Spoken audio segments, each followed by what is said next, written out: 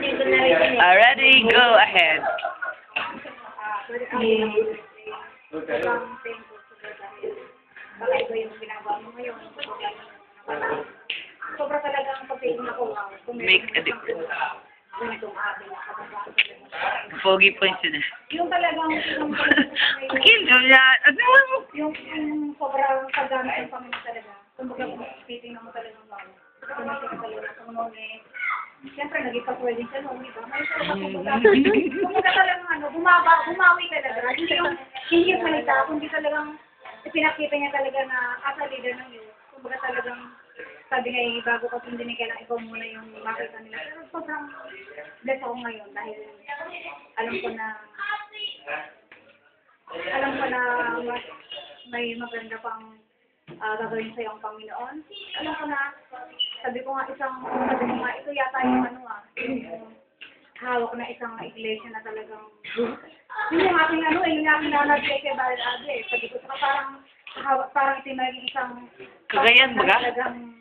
kumbaga para talaga siya maghahawak ng isang church na talagang siya ang, Hindi ko siya bibigyan ng isang church. talagang sabi ko nga, kaya, alam mo na, Hinahadlagan ko na. Joke. ay maganda bang challenge sa buhay mo at yun na yun?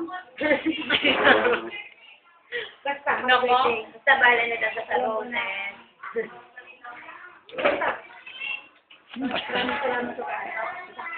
Happy birthday sa na lahat ng yung ginagawang ginawa ng kabulan sa harapan ng Amen.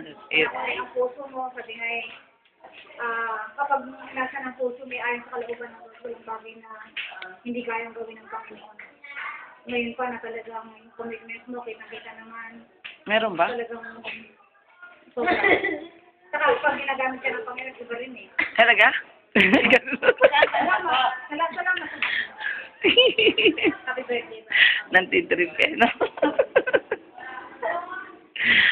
Hello, and the next beautiful girl, yellow. Sobrang thankful ako sa Lord kasi, sobrang, alam niyo yun, dati kasi, na kami niya ni Abby noon pa, yung young people pa rin ako, kasi na yung banding. So, nagpapasalamat ako, alam niyo yung time na, nandun siya sa time na, alam mo, yung problem, kumbaga, yung paglalayo niya, sobrang may bigat sa akin.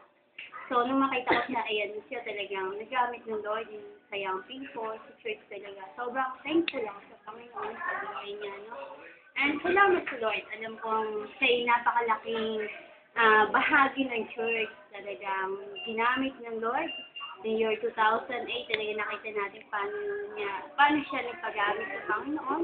Paano naging matagumpay yung mga activities natin because siya yung nag-coordinate. And salamat sa buhay mo, Brother Abre, no? You are a good leader, good president. For me, no? Ewan ko sa'yo. Kasi dahil naman yung sarili lang natin nakakilala sa akin. Hello. And sa akin, yung be balance. Balance ka kung nagiging magandang leader sa young people, family, dapat ganun din tayo, no? Kasi yung paglilikod natin sa Panginoon, maaaring parang Siya close up. yung paglilikod natin sa Panginoon, maganda yung nakikita sa atin sa church pagdating sa family, pag pamit, mahirap, diba? Dapat mag-balance tayo para mas maganda yung result ng lahat. So, yun. And, sabi ko So, Atelo, na makinig ka. You're 27 wala namang problem kahit anong age na tayo. Basta patuloy tayo nag-lingkod sa Panginoon. And I know na the Lord, sabi nga, sa bundok ni Yahweh, may nakalaan. So, sino man siya, hope na siya yun talaga tamang babae, no? So, wait lang sa time ng Lord. Hintay mo kung ano yung time ng Lord para sa'yo. And pag naniniwala, pag hinintay mo yun, sobrang magiging maganda yung magbubuhay mo. Na, alam mo, kasi pag talagang hinintay mo yung bigay ni Lord, sa lahat ng aspeto ng magiging maayos. So, happy birthday!